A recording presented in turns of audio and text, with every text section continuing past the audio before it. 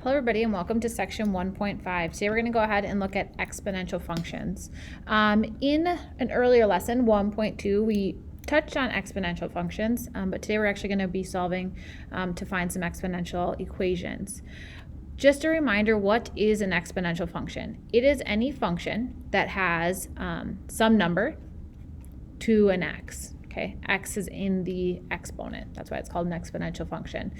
So some specific examples, you could have y equals 5, 1/2 to the x. Another example would be e to the x. And one last example would be 2 to the x. Okay, so let's go ahead and just look at graphically, what do exponential functions? So the general exponential equation is y equals c times a to the x. So once again, your variable is x and it's in the exponent. C is typically your starting amount. It is also your y-intercept. Okay, so your y-intercept. A is telling us how the function is growing or decaying. So it's either growth rate or how we decay. X with exponentials typically represents time. Okay, how long has a substance been growing or decaying? And then finally, y is the ending value, your ending value. So it's what you get out after you say you have a substance, started out with maybe 5 milligrams and it was decaying for 2 years. Okay, how much of that substance do I have left? That is your ending value. So graphically, we have two types of exponential functions. You guys would see 3 graphs here, so we're just going to kind of talk through each one. This first one, as I look at it as we go from left to right, it is going down. So this is an example of an exponential decay. Okay, the biggest thing here is your y-intercept is c in this case. And then whenever you have exponential decay, your a value is a number in between 0 and 1. Okay, so one example of what this could be is y equals, my c is 1, and then I would have, we're going down, so a number in between 0 and 1, let's go 1/2 to the x. This could just be one example of what the equation would look like. Okay, let's go ahead and talk about the domain and range of this exponential function. So exponential functions get really, really close to your x-intercept. Sorry, not your x-intercept, your x-axis, but never touch. So there's essentially an asymptote right along the x-axis.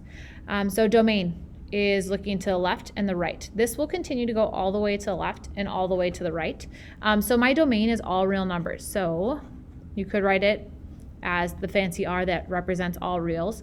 But in calculus, we write everything in interval notation. So if we are all real numbers, that means we're going negative infinity to positive infinity. Then my range, those are your y values, so we're looking down and then up. My lowest y value, I get really, really close to 0, but I will never touch.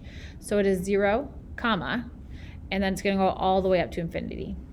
And at 0, since I will never touch, I can't equal, so it's a parenthesis. Okay, so there's my domain and range. Another point that I want to make with this is if we were looking as x approaches infinity. Okay, so what that means is as my x values go all the way to the right, what's happening to our y values? Okay, what's our end behavior? Our f of x values, in this case, as I go all the way to infinity, our y values are getting really, really, really close to 0. So f of x approaches 0. Okay, there is our exponential decay. The next one is an example if a is equal to 1. Okay, this a value is equal to 1. This is actually not. Well, we have 1 to the x, that'd be the equation. But if I take 1 to any power, I will always get out an output of 1. Okay, so this is what we would call a constant equation here. Okay, so it's just a nice straight line. So if a ever equals 1, this is what it looks like. So my domain for this function, we'd be looking going all the way to the left and all the way to the right. So the domain is negative infinity to infinity. My range, those are your y values. Okay, so I go down and up. The only y value that I am covering is 1. Okay, so one way you could say is it's y equals 1, but typically we put it in interval notation. So we're going from 1 to 1 and they're brackets. So we're including number 1. Okay. And then let's do a little end behavior with this one.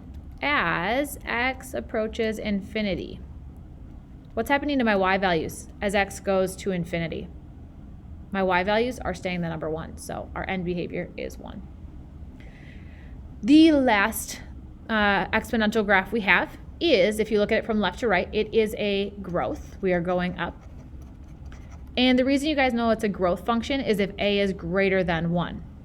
Okay, so c is always my y-intercept, and then if a is greater than 1, I have an equation like this. So an example would be y equals, my c is 1, and then let's say it's a doubling, so 2 to the x. Okay, that could be a possible example of this one. Domain. Okay, exponentials all the way to the left and all the way to the right, so negative infinity to infinity. And then our range, same thing as our decay function. There is an asymptote here, a horizontal asymptote, so you will never touch your x-axis. So I will get super duper close to 0, but I'll never touch. So it's 0, comma, and then it continues to go all the way up, infinity. And then lastly, let's look at the end behavior for a growth function. As x goes to infinity, f of x goes to, what do you guys think? We go all the way to the right. What's happening to my y values are going to continue to go up and up and up, so it goes to infinity. So that is our introduction to exponential functions and their graphs.